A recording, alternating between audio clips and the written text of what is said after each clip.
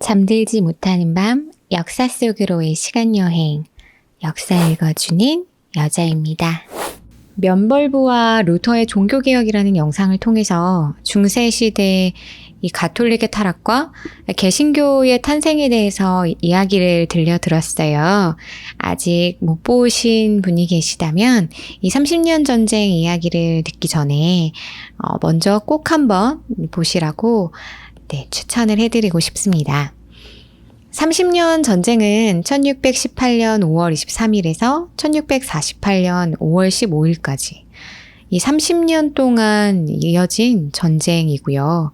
이 서양 중세의 종말과 서양 근대의 탄생을 알리는 또 전쟁이기도 했습니다. 그만큼 서양의 역사에서 이 30년 전쟁은 큰 비중을 차지하고 있습니다. 이렇게 중요한 의미를 지닌 이 30년 전쟁에 대한 이야기를 여러 편에 걸쳐서 들려드리려고 해요.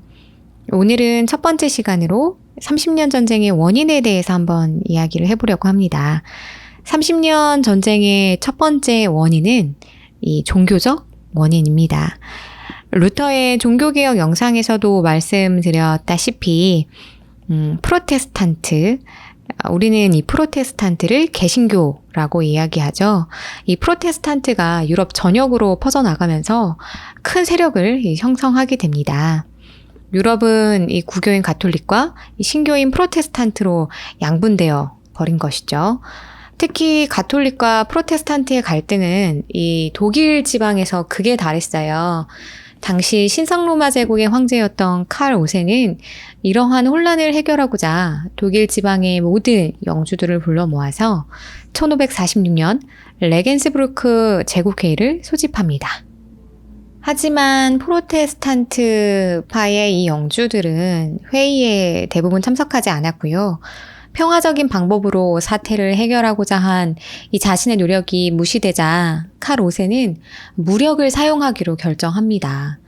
루터파를 또 눈에 가시처럼 여겼던 교황 역시도 황제에게 힘을 실어주었고요.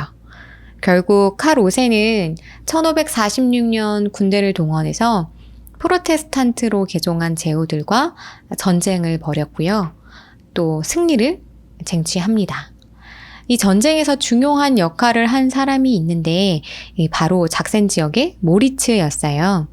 이 모리츠는 프로테스탄트 영주들을 배신하고 그 대신 황제에게 권력을 약속받았어요. 이 전쟁에서 패한 후에도 프로테스탄트 제후들은 여전히 그러나 투쟁을 멈추지 않았고 칼 5세는 모리츠를 이 토벌군 대장으로 임명을 하면서 이 프로테스탄트들을 싹 쓸어버리라는 명령을 내립니다.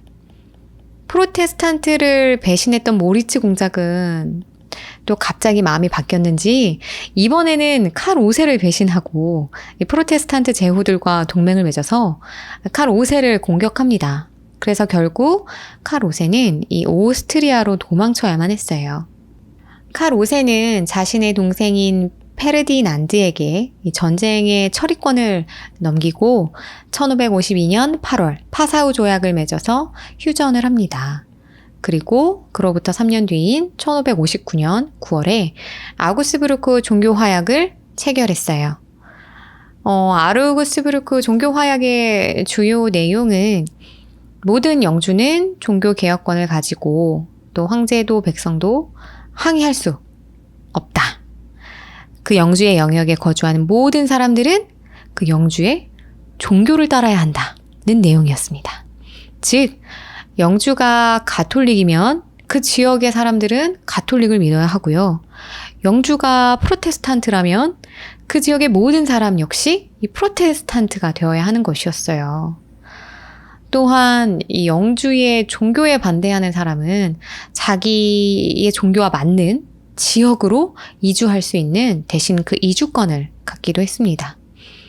아우구스부르크 종교화의에 대한 결과로 이 루터의 개신교는 더 이상 이단이 아니라 공식적으로 인정을 받게 된 것이죠. 즉, 가톨릭과 프로테스탄트의 분리는 이제는 더 이상 돌이킬 수 없다라는 선언과도 마찬가지였죠.